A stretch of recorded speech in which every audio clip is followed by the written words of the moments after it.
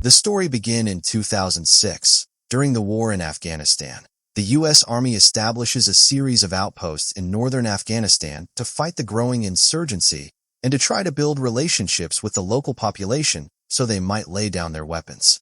One of these outposts is PRT Kamdesh, positioned deep inside a remote valley and completely surrounded by towering mountains. Because of its isolation and the high ground controlled by insurgents, the soldiers see it as nothing less than a death trap. One night, a new group of soldiers is transferred to Kamdesh. They are clearly unhappy about the assignment, but despite their frustration, they quickly bond with the men already stationed there. As they settle in, they notice something carved beneath one of the bunker beds. It doesn't get better. The message hangs heavily in the air. The next morning, the new arrivals stare silently at the mountains encircling them, while the veteran soldiers explain how insurgents use the high terrain to launch sudden surprise attacks. Out of nowhere, they spot a stray dog wandering near the base. Zahid raises his weapon, preparing to shoot it, but Skusa immediately intervenes, revealing that he rescued the dog and keeps it as a pet. At that exact moment, insurgents open fire from the mountains. Gunshots rain down on the outpost. The soldiers scramble for cover and fire back, explosions erupting around them. Caught off guard, they begin running low on ammunition. Carter is sent to bring more supplies, but he returns with the wrong ammo. After a heated argument in the middle of the firefight, Carter is forced to run back again. The soldiers continue shooting and finally launch a mortar strike that destroys the enemy position, earning them a hard-fought victory. After the battle, tensions flare. Gallegos angrily kicks Yunjur and berates him for firing too close to his head. Carter eventually returns with the correct ammunition and is scolded for arguing during combat. Nearby, the soldiers discover that one of their men has lost part of his face in the attack, and they urgently call for a medic. Later, they receive word that their wounded friend survived surgery and will eventually rejoin them. Meanwhile, Captain Keating reprimands a young soldier caught smoking marijuana. Knowing that cutting his pay would mean little in such conditions, Keating instead demotes him to private and strips away his free time. The following day, Keating announces plans to improve relations with the locals by arranging a shura, a traditional Muslim council meeting used to discuss important matters. The soldiers arrive at the shura building to meet the village elders. Although the locals are armed, Keating leaves his own weapons and protective gear outside as a gesture of peace. With Muhammad serving as interpreter, Keating explains that he wants to separate civilians from the Taliban to protect them and offers money and contracts as incentives. At that same time, another soldier completes a gunshot residue test confirming that one of the guards participated in the previous day's attack. Keating insists he must report this, which would cause the guard to lose honor among his elders. After intense debate, the elders order their entire group to lay down their weapons. In a moment of fragile trust, Keating embraces the village leader. That night, the soldiers celebrate by grilling meat, drinking, sharing stories from home, and dancing to music. But the next day, insurgents once again open fire from the mountains. The soldiers rush to cover and return fire, though this battle ends quickly. Later, Hart drags Yunjur out of his room in anger after discovering Yunjur stole a picture of Hart's wife for private purposes. Hart forces Yunjur to do push-ups while apologizing to the photograph, though Yunjur defiantly kisses it anyway. Soon after, Keating receives orders to move a large tactical vehicle to Narai. The men warn him of the danger since the mountain roads are far too narrow, but Keating insists that orders must be followed and even volunteers to drive the vehicle himself. For hours, a small truck guides the massive tactical vehicle along treacherous mountain paths. The vehicle struggles, its tires repeatedly slipping toward the edge. By nightfall, they halt after spotting something suspicious ahead, only to discover it is a dead chicken. They continue moving, and at one point the guiding truck nearly forces Carter off the road, but Romshaw grabs him just in time. When the large tactical vehicle attempts to advance, it loses control, plunges off the edge, and explodes. Captain Keating and the soldiers inside are killed instantly. Back at the outpost, the fallen soldiers are honored with a proper funeral. Sometime later, Aleskas arrives as the new captain. The soldiers show him around, explaining the constant danger posed by attacks from the surrounding mountains. Suddenly, another explosion rocks the ground, and insurgents begin firing once more. One soldier, caught in the shower, rushes out naked to join the fight. After the attack, Aleskaz orders a patrol. The soldiers comply but complain during the march, believing the mission is pointless. Romsha uses the opportunity to explain how a well-planned assault could exploit the outpost's weaknesses, targeting supply buildings and generators to cripple them completely. Days later, Kirk spots a local man taking photographs of the base and gives chase.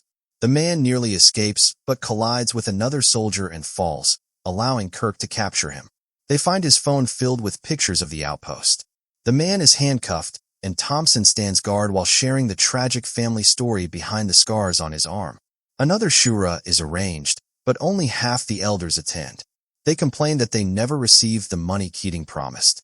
Aleskaz responds that payment will only come after a full investigation into the photos found on the captured man's phone.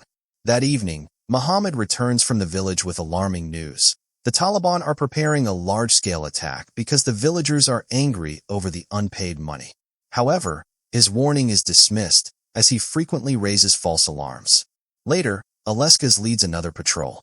Muhammad monitors the radio, attempting to intercept enemy communications, though he claims certain dialects are difficult to understand. When they reach a bridge, Kirk and Carter cross first to secure it. Aleskaz then steps onto the bridge with Yunjur. Suddenly, a powerful explosion detonates beneath them. Yunjur manages to save himself, but Aleskaz is thrown into the water below, dead. Blood splashes across Yunjur's face and into his mouth, leaving him frozen in shock. That night, the soldiers try to cope with their grief by playing music, using the noise and rhythm to drown out the pain of losing their captain. Romsha suddenly hears a strange sound and goes to investigate. He finds Aleskaz trembling, sitting alone with a weapon in his hands and mumbling to himself. Speaking calmly, Romsha approaches him and gently removes the bullets from the weapon while sharing a painful memory of watching a close friend die from a sniper shot. Even with the comforting words, it's obvious that Yunjur is deeply shaken by trauma. So when a helicopter arrives to retrieve Aleskaz's body, Yunjur leaves with it as well. The helicopter also brings their new leader, Broward. He informs the soldiers that the outpost will be shut down in July and instructs them to focus on preparing to close everything until then. The next day, the soldiers hand Broward an Afghan ID card they discovered near the bridge. They suspect it belongs to one of the workers from the hydroelectric plant and suggest searching the nearby villages. Broward refuses, saying it violates the rules of engagement and reminding them that such matters must be handled by the investigating officer. Romsha protests strongly, but his objections are dismissed. Time passes as the soldiers attempt to maintain routine. Soon, another attack erupts from the mountains. While the others return fire, Romsha calls Broward requesting backup. Broward demands positive weapon identification before authorizing further action. Using binoculars, Skusa confirms the threat, and several soldiers move out to assist. After the attack ends, Broward once again emphasizes the rules of engagement. He explains that they cannot fire at someone merely for acting suspicious. Clear radio or weapon identification must come first. Romsha argues that they were clearly under attack, but Broward refuses to waste ammunition or risk worsening relations with the locals. He then announces that due to pressure from the Afghan president, their departure in July has been postponed. Instead, they will receive a $1,000 raise and may leave in October if fortunate. The soldiers comply but grow increasingly resentful of Broward, especially since he urinates in bottles inside his room and orders them to dispose of them. Later, during lunch, Carter confides in Bunderman about the troops' dislike of Broward. Broward rarely leaves his office except to use the restroom, and his strict rules make him appear fearful, making it difficult for the men to respect him. Bunderman responds by reminding Carter that Broward has seen more combat than any of them and that their duty is to obey orders. Rain begins to fall, and Carter shivers in the cold while standing guard, chatting over the radio with Gallegos about religion. That night, movement is spotted on the mountains, followed by a distant explosion. Broward authorizes a mortar shot as a warning, but initially gives incorrect coordinates. The team quickly corrects him, and the mortar is launched successfully. The next morning, during a meeting to analyze the situation, they conclude that if insurgents were transporting mortars on foot at night, they must now possess night vision equipment. However, They have no idea where such advanced gear came from. The meeting is abruptly interrupted by the arrival of village elders carrying the body of a dead girl. They accuse the Americans of killing her. The soldiers quickly realize the girl had been dead for days and that the Taliban likely staged this to manipulate them. Despite this, Broward agrees to pay compensation to avoid conflict. One elder reveals he knows the Americans are planning to leave, information that was meant to remain classified. Suddenly, one of the elders cries out in pain after being bitten by the outpost's dog. It's unclear whether he provoked the animal deliberately. Muhammad explains that being bitten by a dog is deeply shameful in their culture, and the elders demand retribution. Without hesitation, Broward shoots and kills the dog, then scolds Skusa for keeping a pet in a war zone. Later, the soldiers attempt to lighten the mood by challenging each other to see who can endure a water-based endurance test the longest. Their activity is interrupted when Broward announces he has been relieved of duty and that a new captain will arrive in a few weeks. He confirms that the outpost will officially close on October 6th. Until then, Bunderman will take command. He reminds them they may still contact their families, but must not mention the October withdrawal, as that information could reach the enemy. The soldiers eagerly call their loved ones, growing emotional as they hear updates from home. Early in the morning on October 3rd, 2009, Muhammad rushes into the outpost, warning that the villagers have disappeared and hundreds of Taliban fighters are surrounding their base. As before, his warning is initially dismissed. But when the soldiers scan the mountains with binoculars, they confirm he is telling the truth. Explosions begin rocking the camp. The soldiers leap from their beds and rush to defensive positions. A fierce firefight erupts as insurgents descend from the mountains. One soldier narrowly avoids a fatal headshot when his helmet absorbs the impact. Bunderman sprints toward the communications room, but is thrown to the ground by a blast behind him. Camera feeds reveal that insurgents have completely encircled the outpost, leaving no safe zone. Bunderman shouts into the radio, urgently requesting reinforcements, but air support will not arrive for 2 hours. Thompson arms himself and runs out to assist, only to be killed immediately. The remaining soldiers scramble between long-range weapons and vehicles for cover, maintaining constant fire. Ammunition begins running low. Carter rushes into the supply room to retrieve more, but the delay forces several soldiers to take shelter inside different trucks. Meanwhile, Romshaw moves across the base, issuing commands and firing at enemy positions in the mountains. Kirk ducks into a building to switch weapons and quickly reemerges to fight, but a powerful explosion knocks him down. A shot leaves him unconscious, and his fellow soldiers drag his body back inside for safety. It becomes painfully clear that the outpost is losing the battle. In desperation, Zahid rushes to Bunderman, pleading for immediate air support and explaining that his men cannot continue fighting without ammunition. Bunderman, furious and overwhelmed, tells Zahid to do whatever he can for the moment and forcefully pushes him out of the building.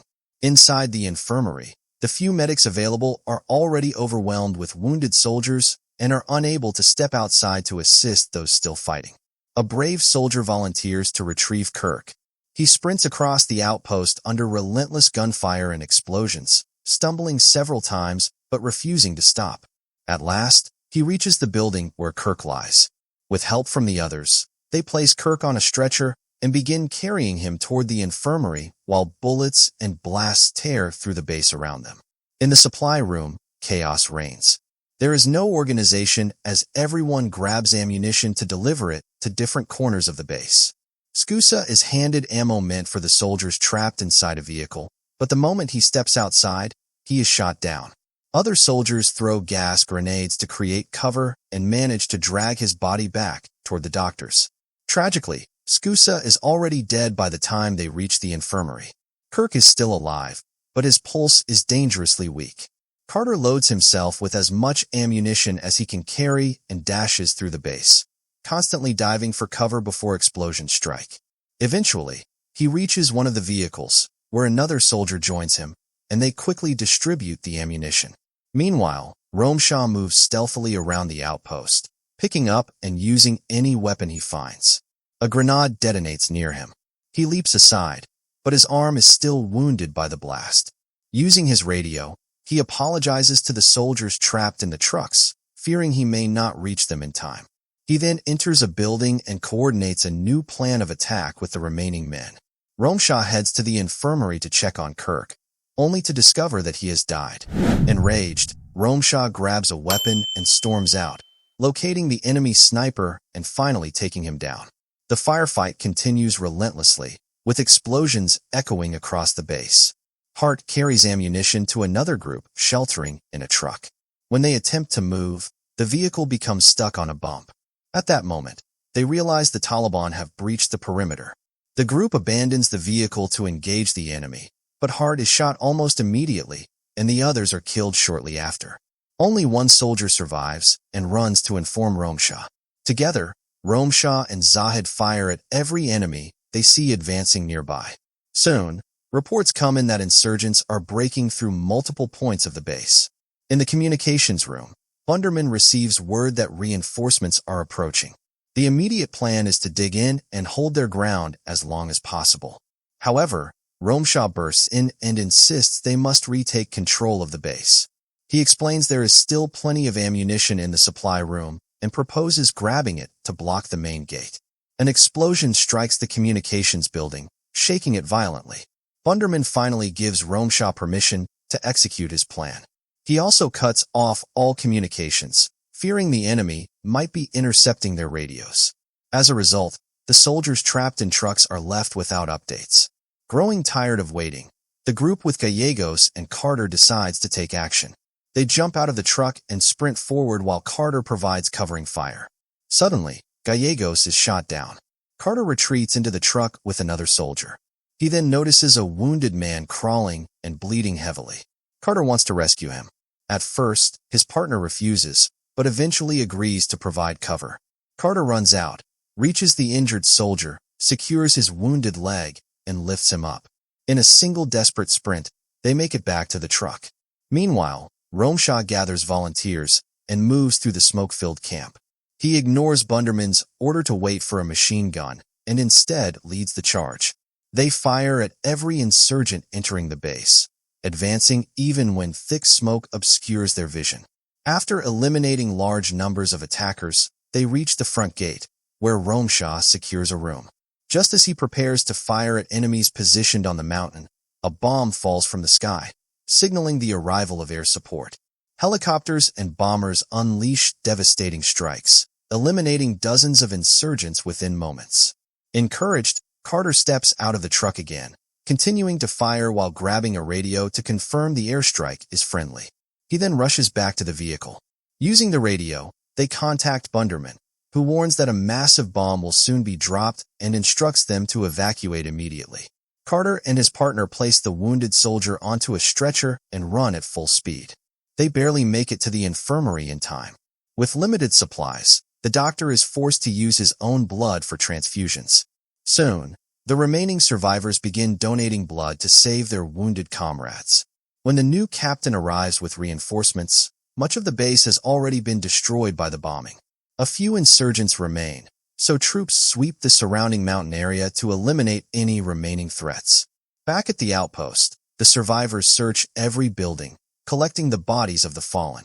They find Muhammad hiding inside a cabinet, ready to say, "I told you so." As the new captain enters, Bunderman tearfully reports the heavy losses. The captain commends him for his leadership and announces that the following day they will demolish the outpost before departing. That night, the few remaining soldiers gather to sing one final song in farewell before helicopters arrive to evacuate them. As they lift off, they watch the explosion that completely destroys the outpost. Their sadness deepens when they learn that the wounded man Carter rescued did not survive. For their bravery, all of them receive commendations, while Carter and Romsha are awarded the Medal of Honor, making their unit one of the most decorated of the war. 3 days later, at a new base, the soldiers are finally able to call their families. Carter meets with a psychologist and suffers a severe PTSD episode that leaves him struggling to breathe, but the psychologist helps him regain control. Eventually, an official investigation concludes that the Battle of Kamdesh resulted from poor leadership that failed to strengthen the base's defenses. As a consequence, all obviously indefensible outposts are ordered to be closed. This battle becomes the first in 50 years in which medals of honor are awarded to living recipients. With that, the story comes to an end. If you love the story, don't forget to like, share, comment, and subscribe to the channel. Thanks.